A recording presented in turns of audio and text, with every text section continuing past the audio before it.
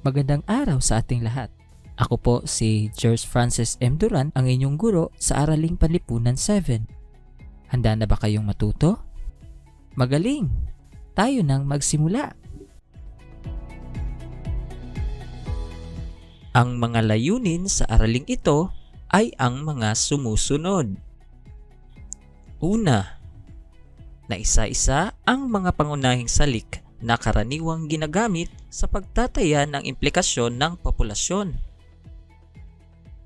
Pangalawa, nasusuri ang komposisyon ng populasyon sa Asya. At pangatlo, napapahalagahan ang yamang tao sa Asya sa pagpapaunlad ng kabuhayan at lipunan sa kasalukuyang panahon.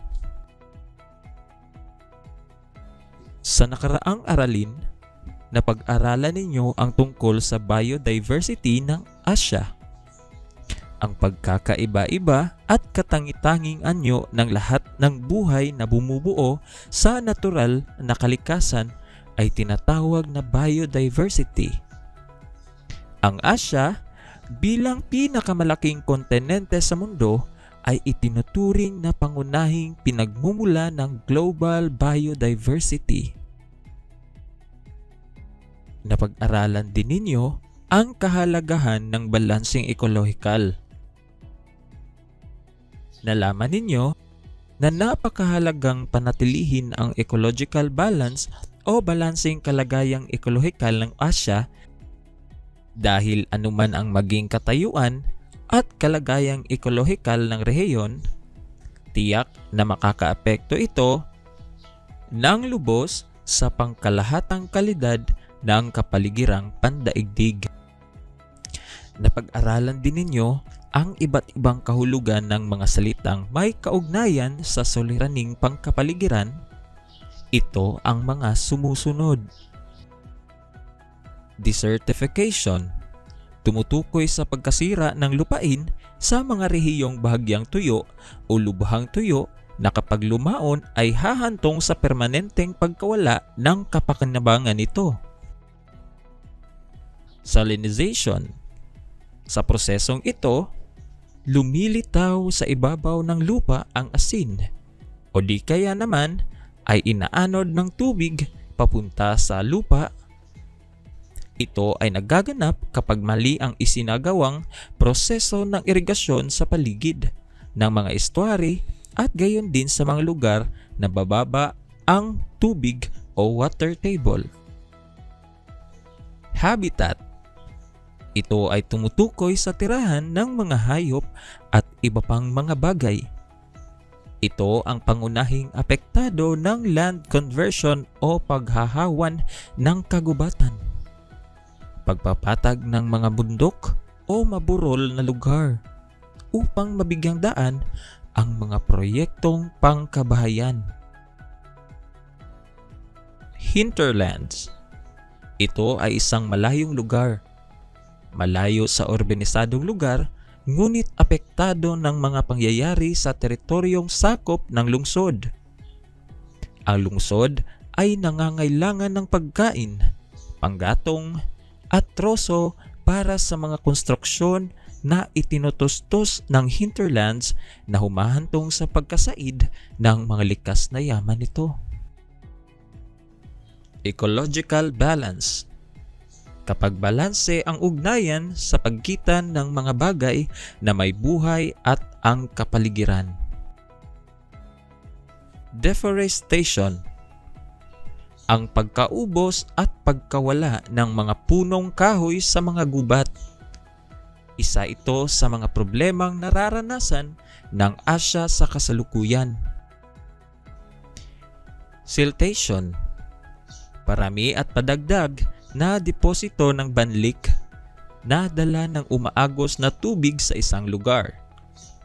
Ito ay isa sa problemang kinakaharap ng mga bansa sa Asya na dulot o bunsod ng pagkasira ng kagubatan at erosion ng lupa, gaya ng kondisyon ng lawa.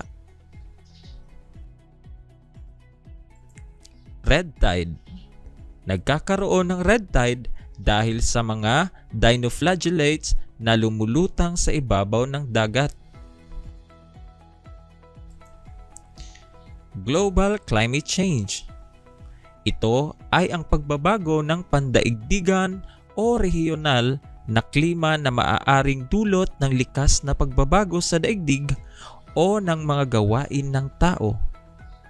Karaniwang tinutukoy nito sa kasalukuyan ay ang pagtaas ng katamtamang temperature o global warming. At ozone layer, isang suson sa stratosphere na naglalaman ng maraming konsentrasyon ng ozone. Mahalagang pangalagaan ang ozone layer sapagkat ito ang nagpoprotekta sa mga tao, halaman, mula sa mga masamang epekto ng radiation dulot ng ultraviolet rays. Kasama rin sa pinag-aralan ninyo ang tungkol sa mga suliraning pangkapaligiran sa Asya. Number 1. Pagkasira ng lupa.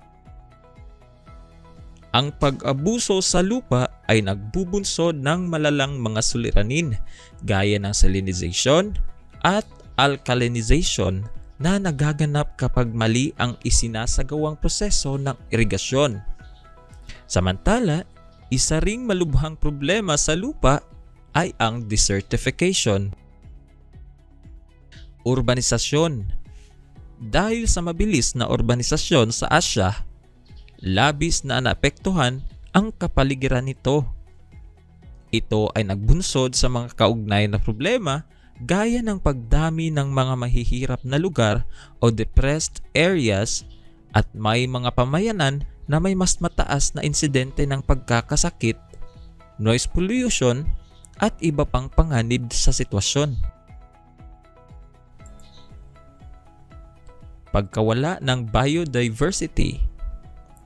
Ang pinakamabilis na pagkawala ng biodiversity ay bunsod ng patuloy na pagtaas ng populasyon, walang habas na pagkuha at paggamit ng mga likas na yaman, pag-aabuso sa lupa, pagkakalbo o pagkakasira ng kagubatan, polusyon sa kapaligiran, at ang introduksyon ng mga species na hindi likas sa isang partikular na rehiyon. Pagkasira ng lupa. Ang deforestation o tahasang pagkawasak ng kagubatan ay isang napakakritikal na problemang pangkapaligiran. Sa pagkawala ng mga puno, marami ring mga species ng halaman at hayop ang nanganganib dahil nawawalan sila ng natural na tirahan o natural habitat.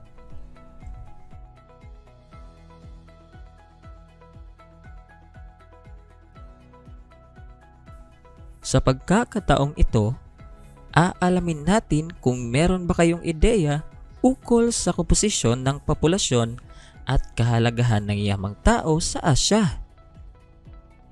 Upang masagawa ito, nais ko kayong dumako sa pahina 6 at 7 ng inyong module upang sagutan ang gawain. Ang gawain ay ang sanhi at bunga. Para sa gawain, hanapin sa hanay B ang mga bunga patungkol sa mga sanhi na nakasulat sa hanay A. Itapat ito sa pamamagitan ng guhit. Bibigyan ko kayo ng 30 segundo upang gawin ang mga ito. Isulat ang inyong sagot sa isang buong papel. Para sa hanay A. Una, patuloy na pagdami ng tao sa isang bansa. Pangalawa, kapag mababa ang literacy rate ng isang bansa. Pangatlo, mataas na GDP ng isang bansa.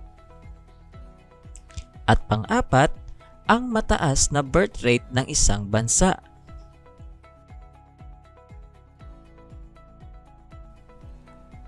At ang katapat naman nito na Hanay B, una, nangangahulugan na mas malaki ang potensyal sa paglaki ng populasyon ng bansa. Karagdagang pressure sa likas na yaman ng mundo.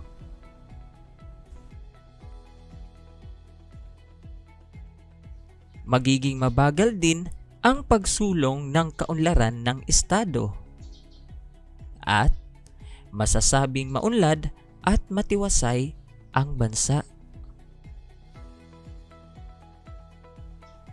Handa na ba kayo? Ang inyong 30 segundo ay magsisimula na.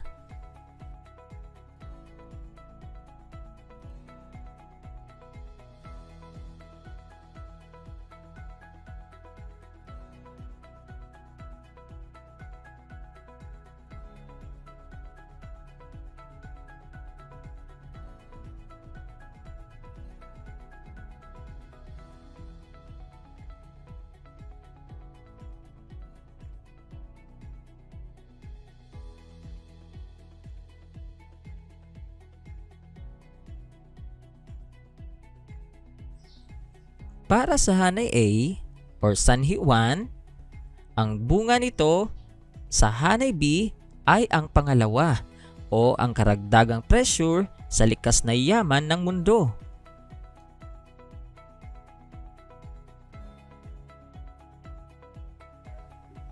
Pangalawa, para sa Hanay A Sanhi 2, ang bunga nito ay Hanay B 3. O ang magiging mabagal din ang pagsulong ng kaunlaran ng estado.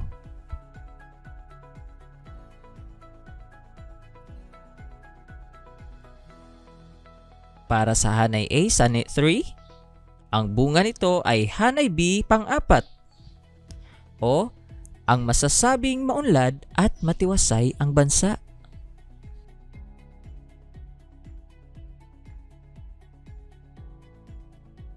At para sa panghuling Hanay or Sanhi 4, ang bunga nito ay Hanay B number 1. Nangangahulugan na mas malaki ang potensyal sa paglaki ng populasyon ng bansa. Sa ating pagbabalik ay magkakaroon tayo ng pagsasadula tungkol sa komposisyon ng populasyon at kahalagahan ng yamang tao sa Asya. Kaya wag aalis. Abangan! The Radyo Z Eskwela program of the Division of Davao de Oro is being brought to you by Nueda Builders Construction and Supply Incorporated, Maverick Builders Incorporated, Mitch Construction and Supply, Archicons Architectural Construction and Supply, DB Construction and Supply, Hanaway Builders Corporation, Phoenix Corvada Tagum Gasoline Station, Master Construction and Supplies, Mackenzie Builders, GP&H Construction Incorporated, Metro Gear Construction Corporation, NEN Builders and Development Services Corporation, Max Mays Enterprises Incorporated, We Inc. Construction Company, Rangay Construction and Supply, East Sussex Enterprise, WM Construction, Councilor Boogie and Miss Marjorie Vertodazo, Icon Builders and Supply, and Apex Mining Company Incorporated. Patuloy ang paglaki ng populasyon sa daigdig. Ito ay isa sa mga suliraning kinakaharap ng ilang mga bansa sa daigdig sa kasalukuyang panahon. Bilang Asyano, alamin natin ang kapal at dami ng mga Asyano sa bawat rehiyon. Pagtuunan din natin ng pansin ang epekto ng populasyon sa pagbuo at pag-unlad ng kabias ng Asyano. Sa Pilipinas, paano nakakaapekto ng populasyon sa pag-unlad nito? Gusto mo bang malaman ang lahat ng kasagutan sa mga tanong na ito? Tunghayan natin ang maikling pagsasadula. Sa isang paaralang pang-sekondarya, ay may nagaganap na symposium tungkol sa komposisyon ng populasyon at kahalagahan ng yamang tao sa Asya. Dinaluhan ito ng mga mag-aaral sa Baitang Pito. At ang nasabing symposium ay pinangunahan ng Commission on Population or POPCOM. May dalawang magkakaibigan na sina Wendell at George na masinsinang nakikinig at sumusulat ng mga mahalagang impormasyon tungkol sa nasabing talakayan. Tol, ang ganda at ang laking tulong ng symposium na ito para sa atin. Lalong-lalo na pinag-aaralan din natin ito sa ating paksa sa Araling Panlipunan. Makinig tayo ng maigi at mag-take down notes para sa mga mahalagang impormasyon. Dahil sabi ni Ma'am, magkakaroon tayo ng pagsusulit hinggil dito. Oo nga. Tama ka dyan, George. Masinsinang nakikinig ang magkakaibigan nang biglang nilapitan sila ng tagapagsalita ng nasabing symposium at biglang tinawag ang kanilang atensyon.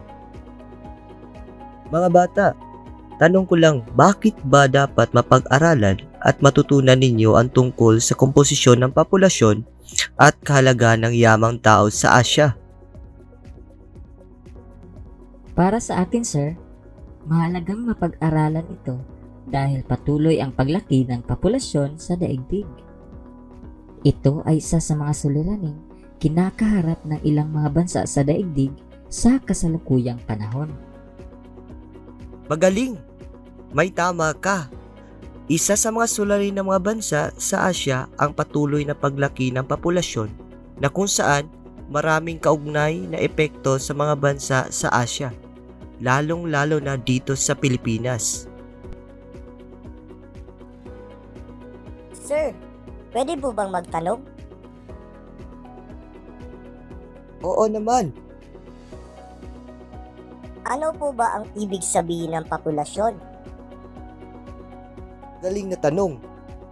Yan ay masasagot sa aking talakayan ngayong mga bata. Makinig kayo at matuto, okay? Ayon sa ulat ng United States Census Bureau, tinatayang ang kabuuang bilang ng populasyon ng daigdig ay umaabot sa 7.5 billion. Sinasabi sa ulat na 60 bahagdan ng kabuuang populasyon sa daigdig ay nanggagaling sa Asya. Kaya mahalagang mapag-aralan at masuri ang katangian ng populasyon ng mga bansa sa Asya. Sa pag-aaral na gagawin, kinakailangan mabigyan kahulugan ang pangunahing salita na karaniwang ginagamit sa pagtataya ng implikasyon ng populasyon sa pag-unlad ng kabuhayan ng isang lugar gaya ng mga sumusunod. Populasyon. Tumutukoy sa dami ng tao sa isang lugar o bansa. Population growth rate. Bahagdan ng bilis ng pagdami ng tao sa isang bansa bawat taon. Life expectancy. Inaasahang haba ng buhay. Gross Domestic Product o GDP. Ang kabuuang panloob na kita ng isang bansa sa loob ng isang taon. GDP per capita. Kita ng bawat individual sa loob ng isang taon sa bansang kanyang panahanan. Nakukuha ito sa pamamagitan ng paghahati ng kabuuang GDP ng bansa sa dami ng mamamayang naninirahan dito. Unemployment rate. Tumutukoy sa bahagdan ng populasyon na walang hanap buhay o pinagkakakitaan. Literacy rate. Tumutukoy sa bahagdan ng populasyon na marunong bumasa at sumulat. Migration. Pandarayuhan o paglipat ng lugar o tirahan. Sa pag-aaral ng katangian ng populasyon sa Asya, May mahalagang impormasyon din tayong dapat malaman. Ilan na ba ang populasyon ng mga bansa sa Asya? Anong gulang ang mga ito? Ilan ba ang mga life expectancy ng mga tao dito? Ilan ba ang growth rate at ilan ba ang mga kasarian ng babae at lalaki? Ngayon, pag-usapan natin ang ilan sa mga bansa sa Asya. Paalala lang po mga bata, ito ay nakabatay sa taong 2008 base sa inyong module na ginagamit. Nauna ang China sa may pinakamalaking populasyon sa Asya na may 1,345,750,973. Sa life expectancy naman, meron silang 74.51. Ang kanilang growth rate naman ay meron silang 0.49. Mga bata, maaari ninyong pag-aralan sa inyong module ang mga talahanayan sa pahina 8 at 9 at pagtuunan ng pansin ang mga katangian ng populasyon. Okay, maliwanag ba sa inyo ang tungkol sa ating naging talakayan sa komposisyon ng populasyon at kalagayan ng yamang tao? If meron kayong mga tanong, huwag kayong mahiya. Sobrang marami kaming natutunan sa inyong tinalakay, sir. Meron lang po akong gustong linawin. Bakit po ba iba-iba ang dami ng populasyon ng mga bansa sa Asya?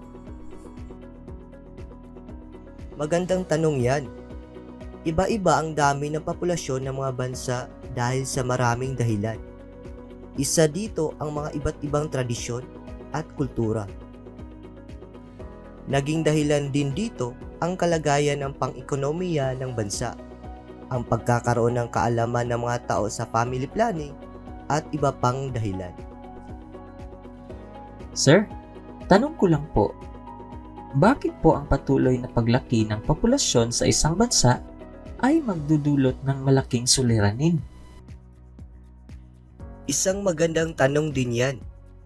Ang paglaki ng populasyon ay magdudulot ng malaking suliranin dahil maraming mahalagang aspeto ng ekonomiya ang maapektuhan nito. Ilan dito ang mga problema ng pagkakaroon ng walang trabaho, problema sa kakulangan sa pagkain, at ang mabilis na pagkasira ng ating kalikasan.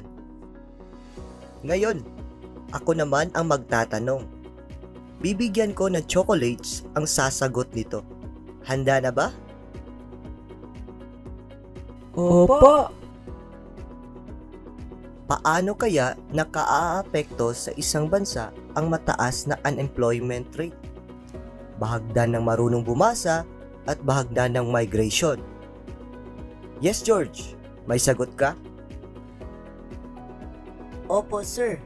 Nakakaapekto ito sa kadahilanan na ang mataas na pagda ng mga katangian na binanggit mo po ay nagiging bunga ito ng mga suliranin o solusyon sa mga bansa sa Asya. Sa mataas na unemployment rate, magiging isang dahilan ito upang masabi natin na mahihirapang umunlad ang isang bansa o naghihirap ang bansang ito. Sa mataas na bahagda na marunong bumasa naman po, masasabi natin na ang mga bansang ito ay uunlad at mga tao dito ay may magandang sistema ng pamamahala ng kanilang bansa, at sa mataas na bahagdan naman ng migrasyon po, masasabi natin na makakatulong o magiging problema din po ito sa isang bansa. Halimbawa na lang po sa mga remittances ng mga OFW natin sa ating bansa at ang pagtaas ng populasyon ng mga tao sa urbanisadong lugar kagaya ng Maynila. Tatlong palakpak para kang George. Napakagaling ng kanya sagot.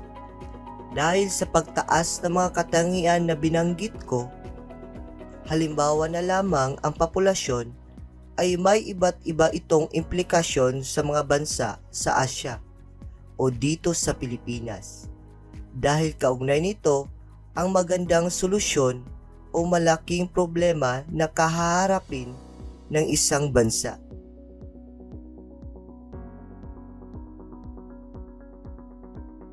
At dyan nagtatapos ang aking presentasyon.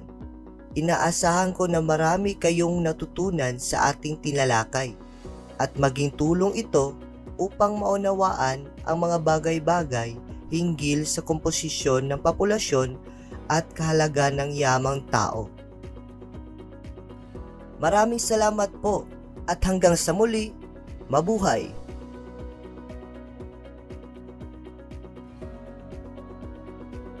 Maraming salamat din po, sir. Marami kaming natutunan na magagamit namin sa aming kasalukuyan at sa hinaharap. Sa ating pagsusuring ginawa sa mga katangian ng populasyon sa Asya, nabatid natin ang kalagayan ng mga bansa sa Asya. Ang mga suliraning kinakaharap nito sa patuloy na paglaki ng populasyon ng rehiyon.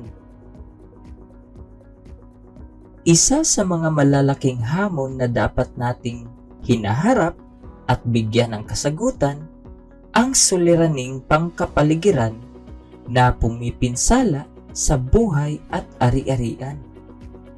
Dahil dito, dapat nating maunawaan ang ugnayan ng kapaligiran at ng tao sa pagbuo at pag-unlad ng kabihasnang Asyan. Mga bata, huwag munang aalis sapagkat sa ating pagbabalik ay magkakaroon tayo ng mga gawain. Ihanda ang inyong sarili, ang inyong module, mga papel at ballpen para sa pagsagot sa ating mga gawain.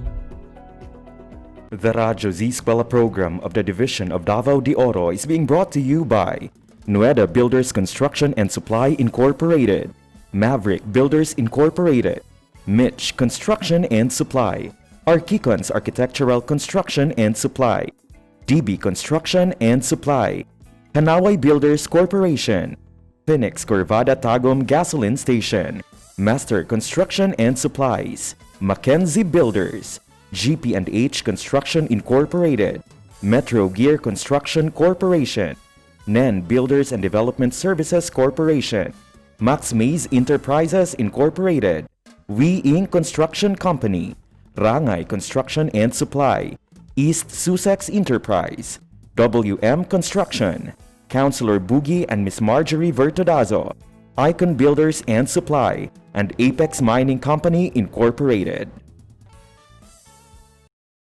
Ayan, nasiyahan ba kayo sa naganap na symposium hinggil sa komposisyon ng populasyon at kahalagahan ng yamang tao sa Asya? Marami ba kayong natutunan na mga katangian ng populasyon? Binabati kita dahil sa matagumpay mong paglinang ng aralin. Taglay mo na ang mga mahahalagang detalye tungkol sa komposisyon ng populasyon at kahalagahan ng yamang tao sa Asya. Sa pagkakataon namang ito, pahahalagahan mo ang iyong natutunan sa pamamagitan ng pagsasagawa sa mga susunod na gawain. Para sa unang gawain, buksan ang pahina 10 at sagutan ang gawain. Ang panuto. Itala sa graphic organizer ang mga katangian ng populasyon na nakatulong sa pagpapaunlad ng kabuhayan at lipunan. Ilagay ito sa isang buong papel. Bibigyan ko kayo ng 30 segundo o 30 seconds para sagutin ito. Handa na ba kayo? Magaling! Simulan na!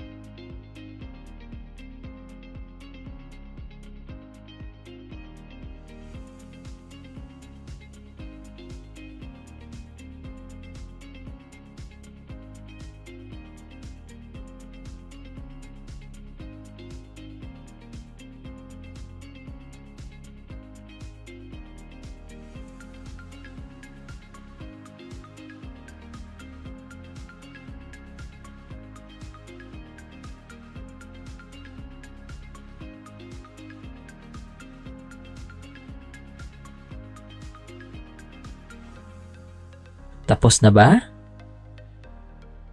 Magaling!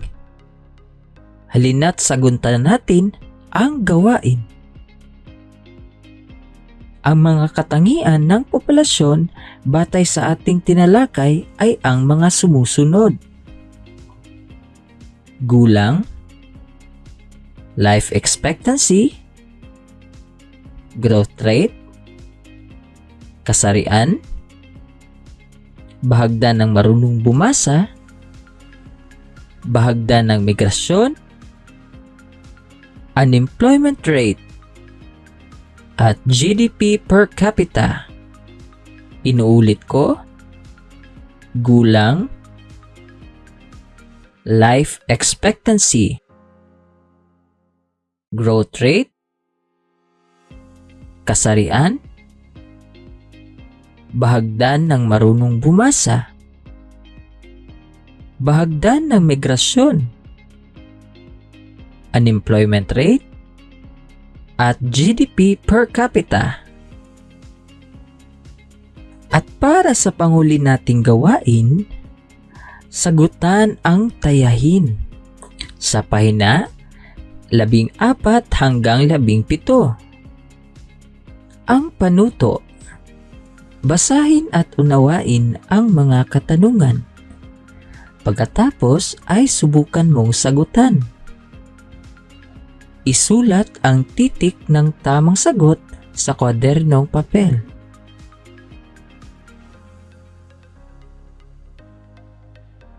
Ayan, isa na namang aralin ang natapos at natutunan ninyo.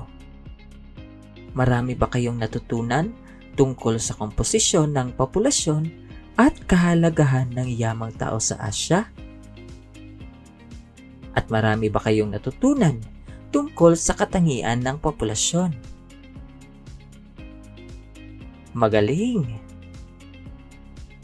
Ako ay sabik na makita ang inyong module. At muli, ako po ito ang inyong guro sa Araling Panlipunan 7, Sir George Francis Duran. Kasama ko si Sir Wendell Cruda. Hanggang sa muli, paalam! Radyo's Eskwela Executive Committee. The Schools Division Superintendent, Eufemia T. Gamutin Seso 5. Assistant Schools Division Superintendent, Dr. Romel R. Handayan. OIC Curriculum Implementation Division Chief, Karina S. Frasco. School Governance and Operations Division Chief, Dr. Ruben J. Riponte. Members: Cecilia Morales, Dr. Hilda A. Opeña, Dr. Arlene B. Lim, Dr. Eldecris B. Calzadora, Dr. Dexter A. Siquinia, Nohara O. Pinute, Noemi P. Canales, Dr. Grace D. Pontillas, Virgilito C. Pabrices, Juanito Lapiceros, Engineer Norberto S. Manlangit, Jomar M. Dumupoy, Bob Daylan S. Milabat, Medard T. Ampit, and Paz Eugenia Villusino. Technical Working Committee, Productions and Communications, Lorely E. Quijano, Given G. Hinampas, Judyland T.U., Donna D.T. Bolifer, Mary Rose N. Resma, Riwen Manuel, Irene Lea C. Manguhon, and Bessie Aya N. Banias. Social Media and Packaging Team, Christian Anhara L. Martesio, William R. Ranara, Joan T. Iscoton, Roberto S. Acusar Jr., May B. Istanyol, Richard H. Arellano, Glee L. S. Blanco, Ralph A. Tabanyag, Angelo Gutierrez Jr., and Jade Karen Arais.